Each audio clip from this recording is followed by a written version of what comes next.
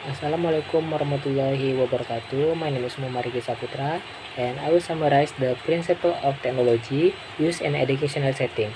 First principle is knowing student.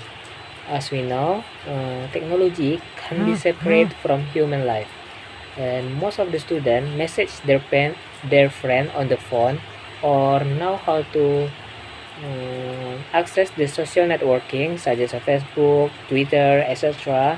And but that doesn't mean they are techno literate. And some students have unhealthy aversion to anything that smack to the education. That's why we can't assume all of the students can make a PowerPoint or website, even though they are surfing on the internet every day. And because of this reason, teacher need to conduct a short survey to judge how much the technology can infuse to the lesson. And then the second principle is choosing material. As a teacher, we need to be aware of creating tasks that build potential skill of student and computer literacy level. For the example, if you have some student that always listening to the MP3 or iPod, then building a lesson around audio and video podcast will link into the something which students are already interested. And then there are four stages of ELLS, which is stage one is called pre-production stage, which is choosing technology that super text with image such as a photo, graphic, or charts. And the second level is called production stage, that promote vocabulary, grammar, and listening acquisition. And the third one of level is intermediate fluency, which is promote speaking, reading, and listening ability, speaking, listening, and writing skills. And the last stage is called emergent stage, that promote an ELLS, CALP, in other words, their subject-specific language ability. Okay, the third of principal education of technology used in classroom is student working with technology.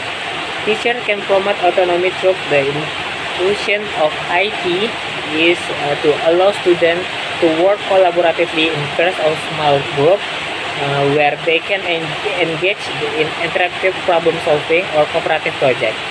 And fourth principle is language use. Research in language and IT use in classroom setting has over the years clearly come out in favor of its beneficial effects on second language development. More importantly, using IT to foster collaborative communication among students has been shown to foster proficiency in all language skill areas: speaking, writing, reading, and listening, including intercultural communication. There is a place for both types of communication in the classroom, and the trick for teachers try to create IT activities that foster both types of interaction, communicatively accurate interaction and communicatively effective interaction.